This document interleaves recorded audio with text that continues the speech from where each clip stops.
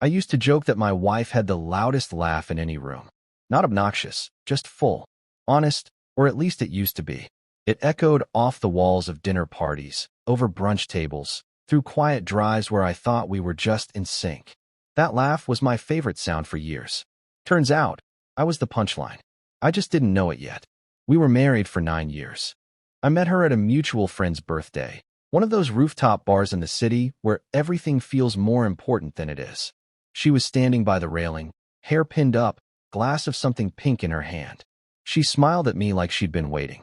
We talked until the lights dimmed and the night folded into dawn. I was hooked.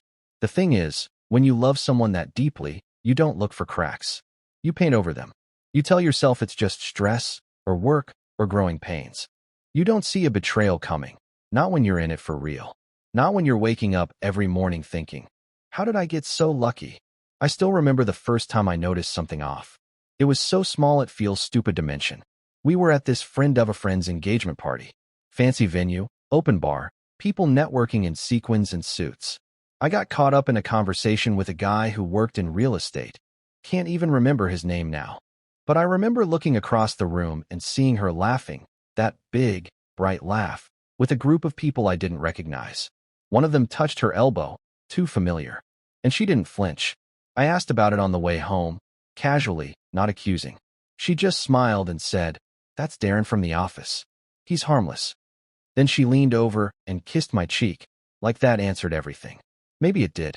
At the time, looking back, that night was the beginning of a long, slow unravel. Things didn't blow up all at once. That would have been easier. It was a steady slide, barely noticeable unless you were paying attention. And I wasn't. Not enough. Her phone started living face down. Then came the password change. Then more nights out. Networking, she'd say, or girls' night, or late deadline. Reasonable things. Plausible. She knew I trusted her. She knew how to lie just enough without raising flags. I remember her birthday that year. We hosted it at our place. Backyard lights strung up, catered food, her favorite wine. Everyone she invited came. Her friends, her coworkers, people I barely knew but welcomed because she loved them. I made a toast. I told the story of how we met, how lucky I felt to be hers. People laughed, clapped. She smiled, kissed me after. But there was something in her eyes, distant, distracted. She didn't meet my gaze the way she used to. Later, I found her phone on the patio table while she helped clean up. Notifications popping up, one after another.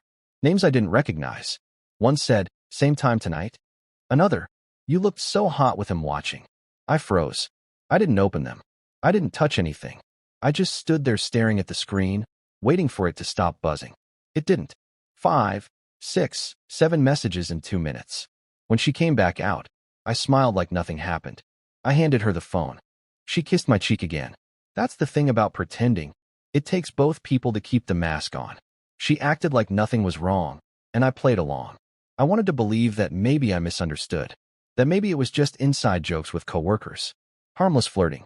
Anything but what it looked like. Because once you admit the truth to yourself, you can't go back. Weeks passed. More nights out. More excuses. My stomach turned every time she touched her phone. I stopped sleeping through the night. I started noticing details. The way her friends looked at me. The way conversations stopped when I entered a room. The way her coworkers avoided eye contact when I visited her office for lunch one day. They knew. They all knew. That's what hit me the hardest later. The betrayal wasn't just hers. It was theirs, too. Her tribe, her people, the ones who smiled at me, drank my wine, accepted my generosity, all while watching me play the fool. I tried to confront her once. We were sitting on the couch, some movie playing we weren't watching. I turned to her and said, "Is there something you're not telling me?" She didn't even flinch, just raised an eyebrow and said, "You've been acting weird lately." That flipped the script. Suddenly, I was the suspicious one, the insecure husband. She said she felt smothered, that I was reading into things that weren't there, that we needed space. So I gave her space. I gave her distance. And in that space, I started gathering. I didn't want revenge. I didn't want to hurt her. I just wanted the truth. I needed it like air. Needed to know I wasn't crazy. That my gut wasn't lying. I hired a private investigator. I didn't tell anyone, not even my brother, who I told everything to. I paid in cash. Gave minimal info. Just enough to follow her routines. her evenings, her weekends. It took less than 2 weeks. Photos, videos, receipts, text logs. Names I didn't recognize became faces. Faces became places. Hotel lobbies, rooftop bars, office retreats that turned into overnight stays. A whole second life. And suddenly everything made sense. The smirks, the stares, the way her best friend would always over-explain their girls' nights. The way her boss, a woman I had met maybe twice, would look at me with a twinge of pity. Everyone knew. Everyone but me. I spent one night just looking through the evidence. I didn't cry, didn't scream. I just sat there with a whiskey glass in silence. You think that moment, the moment you find out, will feel like a bomb going off. But it's not like that. It's quieter, like a door slowly closing behind you. I didn't confront her. Not directly. I didn't want a scene. Didn't want another lie to explain it all away. I just stepped back. I transferred our joint savings into a separate account. I made copies of everything. I spoke to a lawyer. Told him I wasn't sure yet what I wanted, just that I needed options. I stopped talking about the future. I pulled back from shared plans. I started detaching. But the anger, it still sat under the surface. Not rage, not hate, just a quiet ache that I didn't know how to let go of. Then came the night. She was hosting another dinner. A smaller one this time. Just close friends and her coworkers. I agreed to be there. Played the part. Smiled. Poured drinks. Cracked jokes. No one suspected a thing. And halfway through the night, while they all laughed and toasted and praised her new promotion, I stood up, pulled out my phone, opened a group chat with her, her friends, her coworkers, all the ones who knew. I typed 6 words. I know now. Goodbye. Then I hit send. And I walked out. Not just of the house. Of the marriage. Of the illusion. I don't remember the car ride. Don't remember where I drove. I just remember the sound of my heartbeat finally slowing down. The feeling of air in my lungs again. She didn't call. Not that night. Not the next. Maybe she thought it was a bluff. Maybe she thought I was being dramatic. But the silence stretched. And when she finally did reach out, the mask had already shattered. The first night after I sent that message, I slept in my car. Not because I had nowhere to go. I did. A buddy had offered me his spare room months earlier, jokingly, back when he thought I just needed a break from married life. But that night, I needed silence. Not walls. Not explanations. Just silence. I reclined the seat, pulled my coat over my chest, and stared at the roof of the car for hours. My phone buzzed once around midnight. Her name on the screen. I didn't open the message. I just stared at it until it faded to black. She was still in that house, our house, sleeping in our bed, probably walking past the spot where I first told her I wanted kids. I wondered if the walls echoed differently now. If they whispered my name while she moved through them like nothing happened. The next morning, I checked into a small extended stay hotel near the edge of town. It wasn't glamorous. Faded carpets, a kitchenette that smelled like stale toast.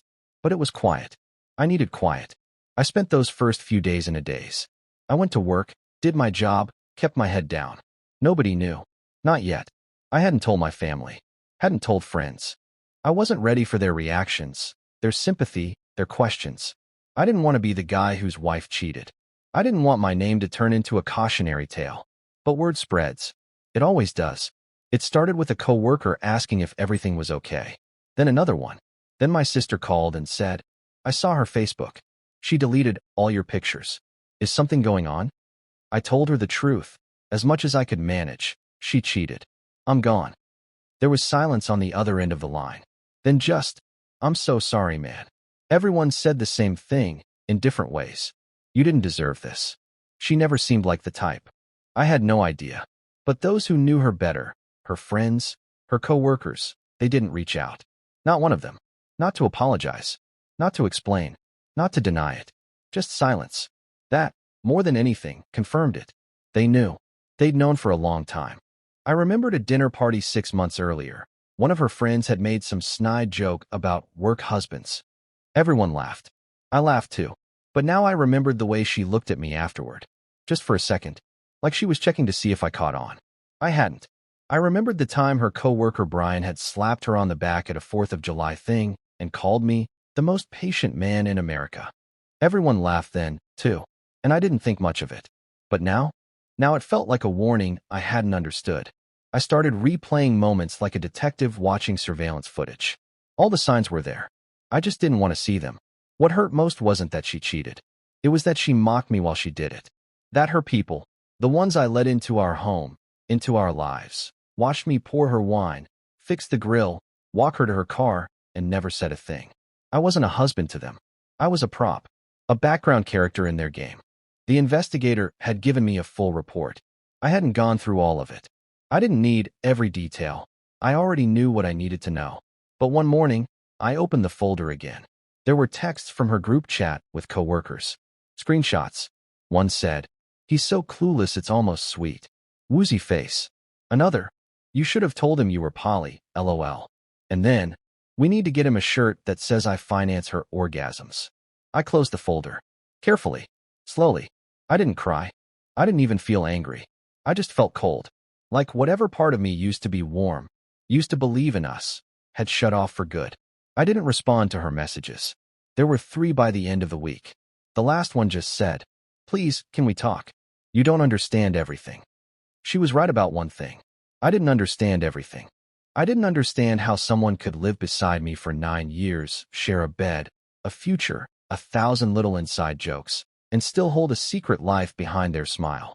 But I also didn't need to understand it. Not anymore.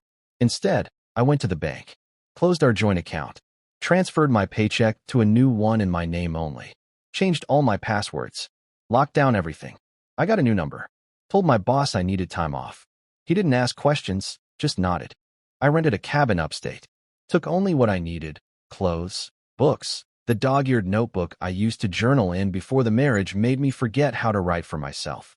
It rained the whole first night I was there, and for the first time in weeks, I let myself cry. Not sobbing, not dramatic, just tears, quiet ones, the kind that slide down your face without effort. I wrote in that notebook for hours. Everything I wanted to say, but didn't. Everything I was afraid to admit. Pages and pages of memory, love, anger, fear, and guilt. Because I wasn't perfect, either. I'd been absent, distracted. Work consumed me. I thought bringing home a paycheck, upgrading her car, booking vacations, that meant I was showing love. I didn't ask enough questions. Didn't notice when she started slipping away. That doesn't excuse her. Not even close. But I had to face my own role in the distance between us. I had to take accountability, even if it didn't change the outcome. That was the first step toward healing. I stayed in the cabin for 2 weeks. No phone, no email, just me, the trees, and a pile of journal pages. When I came back to the city, everything felt different. My apartment, my job, my routine, all the same. But I wasn't. I started running in the mornings. Signed up for therapy. Reconnected with friends I hadn't seen in years. I told them the truth, and they listened. No judgment, just support. One of them, Jordan, said something that stuck with me. "You didn't lose her, man. She lost you. And she knows it. That's why she's quiet now." I hadn't thought of it that way. But maybe he was right. It had been a month since I walked out. Her last message was still unread in my inbox. But I didn't need to open it. I already knew what it would say. Apologies. Explanations. Maybe even regret. But the truth is, when someone shows you what you mean to them, really shows you, there's no unseeing it. No apology can glue together the version of you they chose to shatter. And yet, part of me still loved her. Or maybe I loved the version of her I thought was real. The woman who danced barefoot in the kitchen, who cried at commercials, who held my hand during plane turbulence. But that woman, she was gone. Or maybe she never existed. I didn't plan to see her again. After that cabin, after the days alone with ink and silence, I thought I was done. That goodbye, those 6 words I sent in that group chat, felt final. More final than a signature or a slammed door. It said everything I needed it to. But life isn't a clean break. It's messy. It loops back. It tests you. It was 2 months after I left when I saw her again. She showed up at my office. No warning. Just walked through the glass doors like a memory I hadn't asked for. My assistant knocked gently, said, "There's a woman asking for you. Says she's your wife." Or was. I should have said no. Should have told her I was in a meeting, or out of town, or off the planet. But I didn't. She walked in like she still belonged in my world. Hair done the way I used to like, makeup subtle, eyes tired. Her hands were trembling. "I didn't think you'd see me," she said, barely above a whisper. I didn't offer her a seat. She stood there, eyes scanning the room. The same room she once helped me paint, back when I first launched the business. The air between us was thick with unspoken things. History, hurt, and the echo of 100 lies. I just wanted to talk, she said. So talk, I said, arms crossed. She flinched, like she didn't expect me to be colder, or maybe just clear. She looked down at the floor, then back up. I messed up. I didn't say anything. Let her fill the silence. I didn't mean for it to become all that, she continued. It started as a joke, you know? Just stupid flirting. Work people being dumb. And then, I don't know, I got caught up in it. It made me feel wanted. I interrupted. She nodded slowly. Yes, and powerful. I felt seen. I let that sit for a second. Then I said, I saw you. Every day. I chose you. Over and over. Tears welled in her eyes, but I didn't soften. I couldn't. Not anymore. They laughed at me. I said, your friends. Your coworkers. They called me trash. They joked about how clueless I was. You knew that. Her shoulders sagged. I was ashamed. I didn't know how to undo it. You didn't try. She took a shaky breath. You were always good. You were so steady. And I didn't think I deserved it. So I ruined it. That stopped me for a beat. I didn't expect honesty. But there it was. That's the cruelest part, I said. You didn't just leave. You didn't say you were unhappy. You didn't ask for help. You let them turn me into a joke. She looked at me then, really looked, like she finally understood what she'd broken. I lost you, she whispered. I nodded. Yes, you did. A long pause. Is there someone else now? She asked. I laughed, not bitter, just tired. There's me. That's enough for now. She wiped her eyes. I miss you. I looked at her, really looked, at the woman who once shared my dreams, who used to curl into me during thunderstorms, who held my hand in hospital waiting rooms. I miss who I thought you were, I said. But that woman's gone. She nodded slowly, like she'd been expecting that answer, but still hoped for something else. Do you hate me? She asked. I shook my head. No. Hating you would mean I still carry this with me. I've set it down. She stepped closer. I didn't move. I wish I'd been brave enough to tell you the truth, she said. I wish I'd respected you more. I didn't respond. What was left to say? After a few seconds, she turned to go. Hand on the doorknob. She paused. Do you regret loving me? That one hit a little deeper. I let out a breath. No, but I regret not seeing the end sooner.